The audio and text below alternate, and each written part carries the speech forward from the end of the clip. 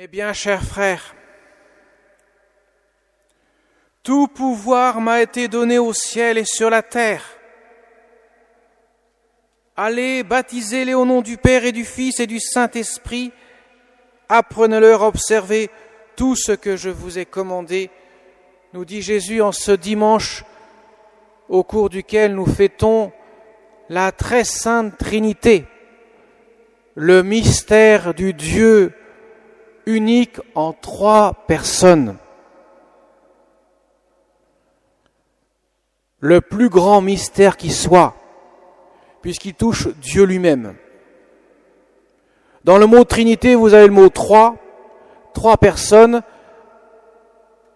subsistantes, distinctes entre elles, et pourtant le même et unique Dieu, le même être. Rien ne peut être comparable, aucune image, aucun concept dans notre tête peut épuiser ce mystère qui dépasse tout ce que l'homme peut imaginer. Il est le Dieu unique qui n'a ni commencement ni fin. Il n'a ni passé ni futur, il est dans un présent éternel. D'ailleurs, il dira à Moïse, tu diras à ton peuple, à mon peuple, moi je suis. C'est mon nom, je suis. Le verbe être au présent. Il est un présent éternel qui dépasse la plénitude des temps. Car rien de ce qui est fini ne peut rejoindre l'infini. Alors on peut se dire, mais qu'est-ce qu'on peut dire de Dieu Trinité ? Ce que Jésus nous en dit. Il nous en révèle quelque peu de ce mystère insondable, ce mystère inimaginable. Pas un seul homme sur la terre n'avait pu imaginer ce mystère. C'est Jésus qui nous le révèle. Dieu est Père, Fils et Saint-Esprit. 3 personnes. Le Père n'est pas le Fils, qui n'est pas le Saint-Esprit. Les 3 personnes se distinguent bien entre elles. Et pourtant, c'est le même Dieu. On peut le dire en quelque sorte du Dieu Trinité, que tout est un en Dieu, sauf là où il y a des oppositions de relations. Alors c'est compliqué, je vais expliquer ce que ça veut dire. En fait, on distingue les personnes de la Sainte Trinité par les relations qu'elles ont entre elles. Le Père engendre le Fils. Le Fils est engendré du Père. L'un engendre, l'autre est engendré. Le Saint-Esprit procède du Père et du Fils. Ou encore, le Père et le Fils spirent le Saint-Esprit. Un verbe très peu usité, effectivement. Vous voyez, mes chers amis, qu'ils ont tous une relation distincte entre eux. Et c'est ce qui les caractérise. Des 3, le Fils, la deuxième personne de la Sainte Trinité, sera envoyé par le Père pour s'incarner. Jésus est la deuxième personne de la Sainte Trinité. Il est tout entier Dieu et en même temps tout entier homme. Il s'est fait homme. Il a pris une âme humaine et un corps humain, véritablement homme, tout en restant éternellement Dieu.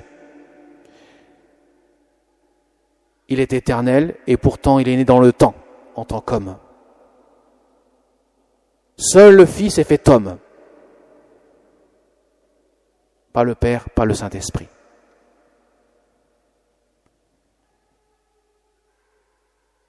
Et justement, le Père engendre le Fils éternellement. Le Fils est engendré éternellement du Père. Précisément parce qu'ils sont amour. Dieu est amour. Et vous allez voir que ça va avoir une incidence pour chacun d'entre nous. Car le mystère du Dieu Trinité nous dit ce qu'est le ciel, nous dit ce qu'est la vocation de tout fidèle. Dieu est amour, voilà pourquoi il est Dieu. Si Dieu n'était pas amour, il ne peut pas exister. Car l'amour est source de l'existence. Nous avons tous été créés par amour. Sans l'amour, nous n'existerions pas. Dieu crée toutes choses par amour. Pourquoi ? Parce que lui-même est source de sa propre existence, de son propre amour, qui est la propre source d'existence. Ce qui veut dire que lorsque Dieu engendre le Père engendre le Fils, et le Fils est engendré du Père, et le Saint-Esprit procède du Père et du Fils, il existe. C'est dans l'engendrement, dans le fait d'être engendré et dans le fait de procéder qu'il existe. L'amour est source de la vie. À la différence de nous, c'est que nous, à chaque seconde de notre existence, mes chers amis, vous avez remarqué qu'à chaque seconde que nous vivons, nous recevons la vie. Cette seconde d'existence dans laquelle je vous parle, c'est pas vous qui la tenez, vous la recevez à l'instant même de Dieu. Parce que si c'était vous qui produisiez cette existence, vous ne voudriez jamais mourir et donc vous ne mourriez pas. Ce n'est pas non plus vos parents. Vos parents, lorsqu'ils quittent cette terre, vous ne partez pas. Vous êtes encore là. C'est Dieu qui donne la source de l'existence de chaque seconde. Il nous maintient dans l'existence. C'est l'amour qui est source de la vie. Ce qui veut dire, mes chers amis, que lorsque Dieu nous envoie le Fils donner sa vie sur la croix, par amour pour nous, toujours par amour.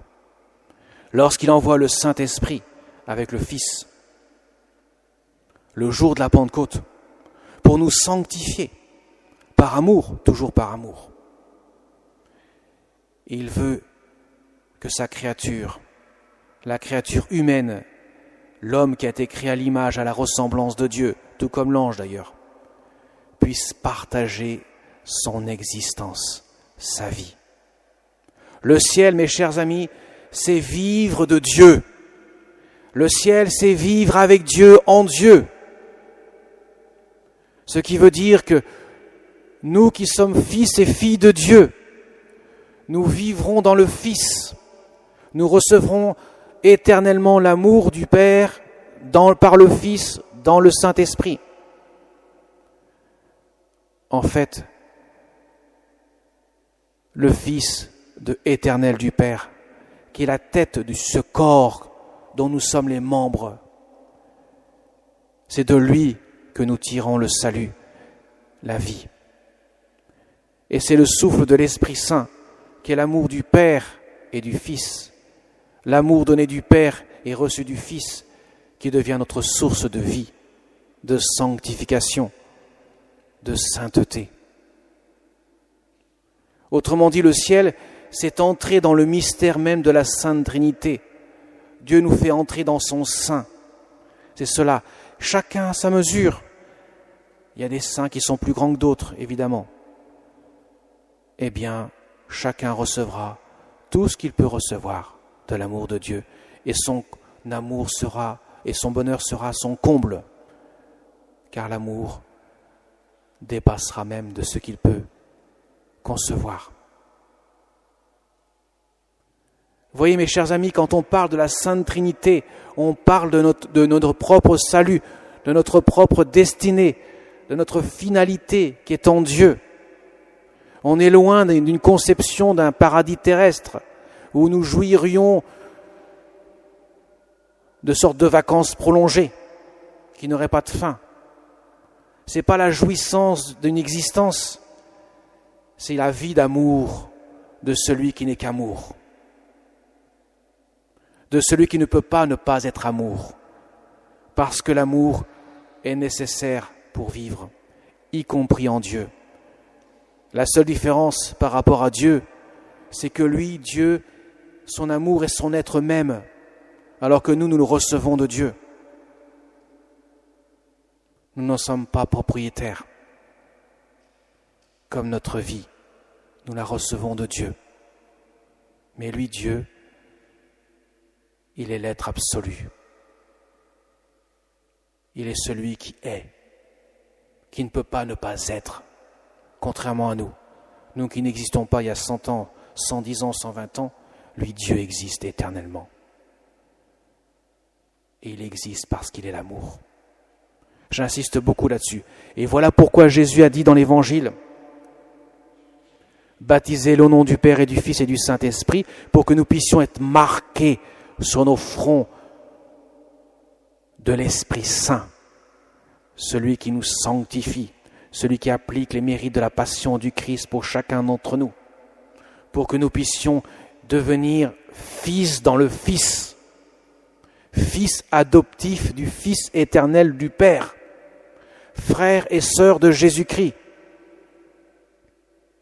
Mais aussi, Jésus donne une autre consigne. Apprenez-leur à observer tout ce que je vous ai commandé. Qu'est-ce qu'il nous a commandé ? Je vous laisse un commandement nouveau. Aimez-vous les uns les autres comme je vous aimais. On en revient toujours au mystère de l'amour. Le comme je vous aimais, j'ai donné ma vie pour vous, sur la croix, nous dit Jésus. Eh bien, vous de même, donnez votre vie par l'amour que vous recevrez de moi dans l'Esprit Saint. On ne peut pas séparer le salut, la foi, de l'espérance du ciel et de la charité. Les trois vont ensemble. Et ils sont nécessaires pour aller au ciel. Nous le recevons dans le baptême, foi, espérance et charité. Nous sommes amenés à le cultiver dans notre vie chrétienne pour vivre de l'amour de Dieu. Vous voyez, mes chers amis, c'est là où nous sommes attendus. Accueillir dans la foi le mystère de Dieu. Espérer